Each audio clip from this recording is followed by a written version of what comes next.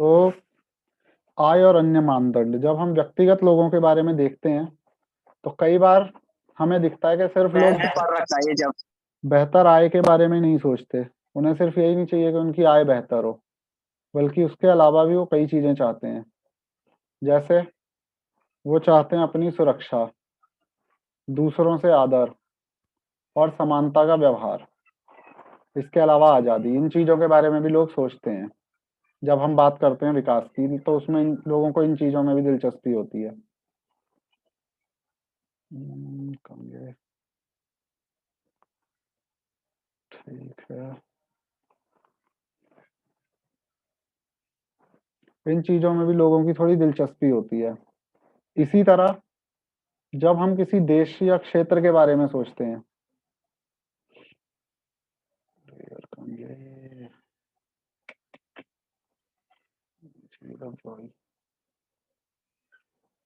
जब हम किसी देश या क्षेत्र के बारे में सोचते हैं तो हम औसत आय के अलावा और भी कई चीजों के बारे में सोचते हैं। हमें सिर्फ यही नहीं देखना होता कि लोगों की औसत आय कितनी है, उसके अलावा भी हमें बहुत चीजें देखनी पड़ती हैं।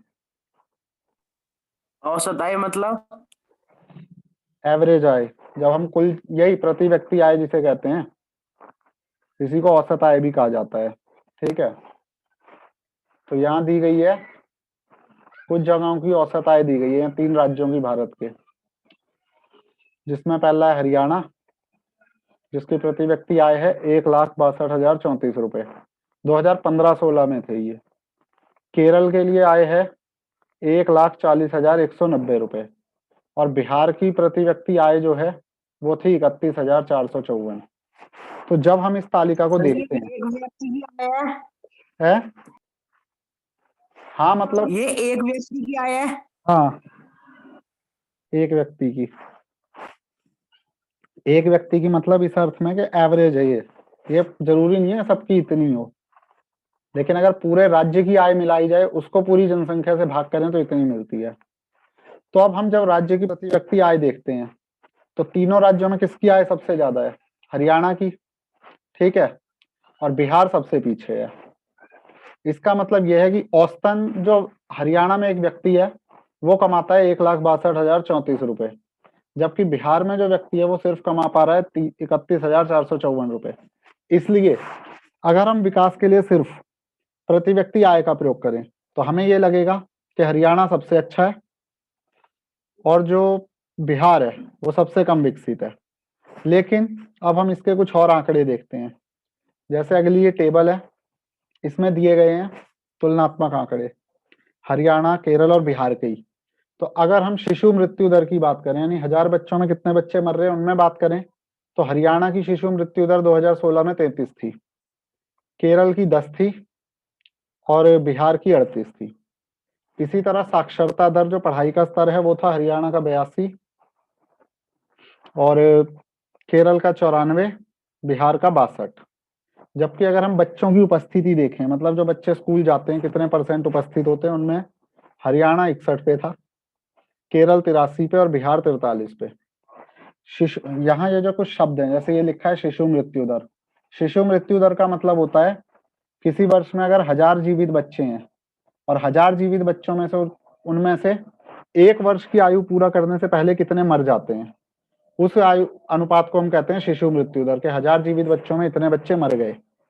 दूसरा साक्षरता दर जो है, साक्षरता दर में 7 वर्ष और उससे ज्यादा उम्र के लोग आते हैं, जो साक्षर जनसंख्या का अनुपात दिखाते हैं।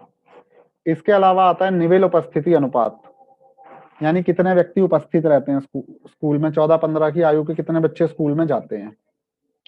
तो अब ये तालिका हमें ये दिखा रही है कि जो केरल है वहां 1000 बच्चों में से 12 बच्चे जो है वो 1 वर्ष की आयु प्राप्त करने तक मर जाते हैं। लेकिन हरियाणा में ये अनुपात 36 है, जो केरल से दुगने से भी ज्यादा है, 3 गुना है बल्कि। और दूसरी ओर हरियाणा की प्रति व्यक्ति आय केरल से ज्यादा है। तो आप जरा सोचिए कि सब लोग, आप अपने माता पिता के लिए कितने प्यारे हैं, सब लोग कितना प्रसन्न होते हैं जब बच्चे जन्म लेते हैं। अब ऐसे माता पिता होंगे जिनके बच्चे जन्म के पहले वर्ष ही मर गए, तो ऐसे माता पिता को कितना दुख होगा। दूसरा ये देखिए कि ये आंकड़े बहुत पुराने नहीं है, 2016 के हैं। ये बात हम आजादी के 70 साल बाद कर रहे हैं। जब हमारे देश के बड़े बड़े शहर ऊंची इमारतों और शॉपिंग मॉल से भरे हुए हैं। समस्या सिर्फ इसी पे समाप्त नहीं हो जाती। जब हम तालिका के अंतिम स्तंभ को देखते हैं तो हमें पता चलता है कि बिहार के लगभग आधे बच्चे 8वीं के बाद स्कूल नहीं जा रहे। यानी अगर आप बिहार के किसी स्कूल में पढ़ रहे होते तो आपकी कक्षा के आधे से ज्यादा बच्चे जो थे वो गायब होते। जिन बच्चों को स्कूल में होना था वो वहां नहीं होते, तो आप पढ़ नहीं पाते वहां पे। ये तो हुई कुछ चीजों के बारे में जो दूसरी तुलना की गई। अब सार्वजनिक सुविधाएं हैं। ऐसा क्यों है कि हरियाणा में औसत व्यक्ति की आय जो है वो केरल की आय से अधिक है? इसका कारण ये है कि ये जरूरी नहीं है कि जेब में जो रुपया रखा है उससे वो व्यक्ति वो सब चीजें खरीद सके जिनकी जीवन के लिए आवश्यकता है। नागरिक कितनी वस्तुएं और सेवाओं का प्रयोग कर सकते हैं वो अपने आप में पूरा सूचक नहीं होता। जैसे आप अपने लिए पैसे से प्रदूषण मुक्त वातावरण नहीं खरीद सकते या बिना मिलावट की दवाएं आपको नहीं मिल सकती जब तक आप ऐसी जगह न रहें जहां ये सुविधाएं उपलब्ध हैं। पैसा जो है वो संक्रामक बीमारियों से भी नहीं बचाता अगर पूरा समुदाय कदम ना उठाए। वास्तव में बहुत सारी चीजें ऐसी हैं जिनका आसान और सस्ता तरीका है वस्तुओं को सामूहिक रूप से उपलब्ध कराना। अब अगर किसी सामूहिक सुरक्षा प्रदान करना ज्यादा सस्ता है किसी इलाके में, वो ज्यादा अच्छा रहेगा कि सबको एक साथ सुरक्षा दी जाए या हर घर के लिए अलग गार्ड रखना। इसके अलावा आप क्या करेंगे अगर कोई आपके गांव में आपके अलावा पढ़ने में इच्छा नहीं रखता, तो क्या आप पढ़ पाएंगे? तब तक नहीं पढ़ सकते जब तक तुम्हारे माता पिता तुम्हें किसी निजी स्कूल में पढ़ने ना भेज सकें। आप इसलिए पढ़ पा रहे हैं क्योंकि बहुत से बच्चे पढ़ना चाहते हैं और बहुत से लोग ये मानते हैं कि सरकार को स्कूल खोलने चाहिए, दूसरी तरह की सुविधाएं देनी चाहिए जिससे बच्चों को पढ़ने के अवसर मिले। अभी भी कई क्षेत्रों में लड़कियां उच्च विद्यालय में शिक्षा नहीं ले पाती ज्यादा, क्योंकि सरकार ने इसके लिए पर्याप्त सुविधाएं उपलब्ध नहीं कराई हैं। केरल में शिशु मृत्यु दर कम है क्योंकि यहाँ स्वास्थ्य और शिक्षा की सुविधाएं जो है पर्याप्त मात्रा में उपलब्ध हैं। इसी तरह कुछ राज्यों में सार्वजनिक वितरण प्रणाली मतलब जो राशन की दुकानें होती हैं वो आती हैं सार्वजनिक वितरण प्रणाली में। वो अगर ठीक से कार्य कर रही है तो लोगों का स्वास्थ्य और पोषण बेहतर होगा क्योंकि उन्हें सस्ता अनाज मिल पाएगा। तो जो लोग महंगा अनाज नहीं खरीद सकते उन्हें भी अनाज उपलब्ध हो रहा है। ये है। अब एक रिपोर्ट आती है, मानव विकास report, human development index HDI। ये जो है अगर विकास को मापने का अपर्याप्त दंड है तो मानदंड हो ये, तो हम दूसरी चीजों के बारे में सोच सकते हैं। हो सकता है कि ये बहुत ज्यादा चीजें हो जाएं लेकिन वो इतनी उपयोगी नहीं होंगी। हमें ज्यादा महत्वपूर्ण चीजों को कम संख्या में चाहिए होता है।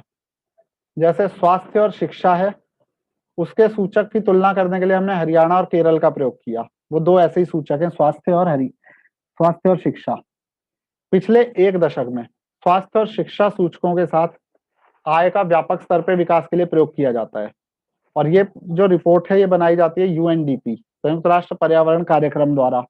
मानव विकास रिपोर्ट जो होती है वो लोगों के शैक्षिक स्तर, उनके स्वास्थ्य और प्रति व्यक्ति आय के आधार पे, तीन चीजों के आधार पे रिपोर्ट बनाई जाती है। भारत और पड़ोसी देशों की रिपोर्ट यहाँ दी गई है, कुछ देशों की 2017 की।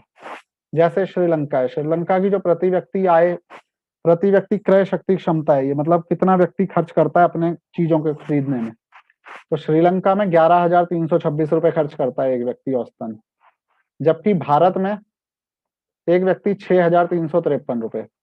यानी खर्च करने के मामले में भारत दूसरे नंबर पे है।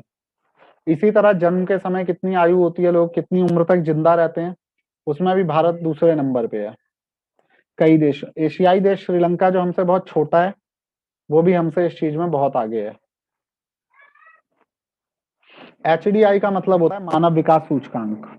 और ये जो क्रम दिए हैं, यह जो यहाँ पे रैंकिंग दी है सबकी, कौन सा देश कौन से नंबर पे है, इसमें 189 देश थे टोटल, जिसमें से भारत जो है वो 130वें नंबर पे आता है मानव विकास सूचकांक के मामले में। और प्रति व्यक्ति आय जो है वो नापी जाती है डॉलर में, तो ये डॉलर में दी गई है। ये जो आय है वो डॉलर में दी गई है। प्रति व्यक्ति आय को डॉलर में इसलिए नापा जाता है ताकि हम सभी देशों की एक समान तुलना कर सकें। अब इसमें कोई आश्चर्यजनक स्थिति बन सकती है हमारे लिए कि छोटा सा श्रीलंका जो है वो हर विषय में हमसे आगे है और हमारा इतना बड़ा देश हर चीज में पीछे है। हालांकि नेपाल और बांग्लादेश की प्रति व्यक्ति आय भारत की तुलना में कम है, लेकिन वो बहुत ज्यादा पीछे नहीं है। तो इस रिपोर्ट में बाद में कई सारी नई चीजें जोड़ी गई हैं। तो इसमें स्पष्ट कर दिया गया है कि देश के लिए नागरिकों के साथ क्या हो रहा है ये भी देखना जरूरी है। आय के साथ साथ उनका स्वास्थ्य और लोगों का कल्याण भी बहुत जरूरी है। अब ये तो बात हुई कि किस तरह हम तुलना करते हैं देशों की अलग अलग चीजों के आधार पे। अब अगली चीज हमारे पास आती है कि हम विकास की धारणीयता, मतलब किस तरह धारण कर रहे हैं हम, विकास किस तरह हमारे ऊपर असर डाल रहा है, क्या वो वाकई उस तरह हो रहा है जिस तरह हमें जरूरत है, या उसे हमें तरीका बदलना पड़ेगा। तो विकास को जिस तरह हम परिभाषित करते हैं उसके लिए अभी मान लेते हैं कि एक विशेष देश विकसित है। हम ये निश्चित रूप से चाहेंगे कि कोई भी विकास का जो स्तर है वो ऊंचा होता रहे, या कम से कम अगली पीढ़ी के लिए ये बना रहे, ये जरूरी है। लेकिन 20वीं सदी के बाद वैज्ञानिक ये चेतावनी दे रहे हैं कि वर्तमान का विकास जो है वो धरणीय नहीं है, वो हमारे भविष्य की पीढ़ियों के लिए नुकसानदेह होगा। जैसे भारत में भूमिगत जल है, हाल के कई सबूतों से पता चला है कि देश के कई भागों में भूमिगत जल जो है उसका बहुत ज्यादा उपयोग होने की वजह से संकट में आ गया है। 300 जिलों में 20 सालों में पानी का स्तर 4 मीटर से ज्यादा नीचे चला गया है।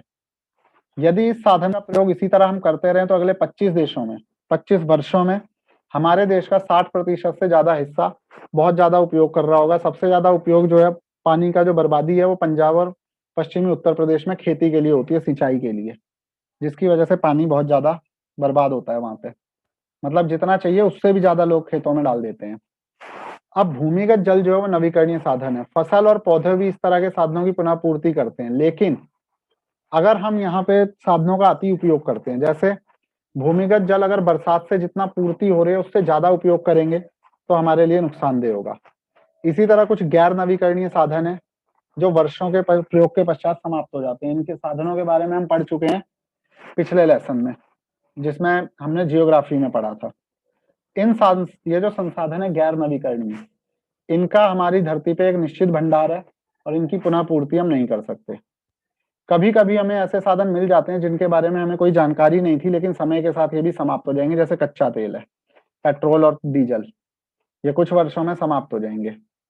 अब पर्यावरण में गिरावट का परिणाम राष्ट्रीय और राज्य सीमाओं का ख्याल नहीं करता। पर्यावरण अगर खराब है तो उसे कोई मतलब नहीं है कि कोई किस देश का बॉर्डर है, वो हर देश का विषय नहीं रह गया है, वो सभी के लिए जुड़ गया है, पूरी धरती के लिए।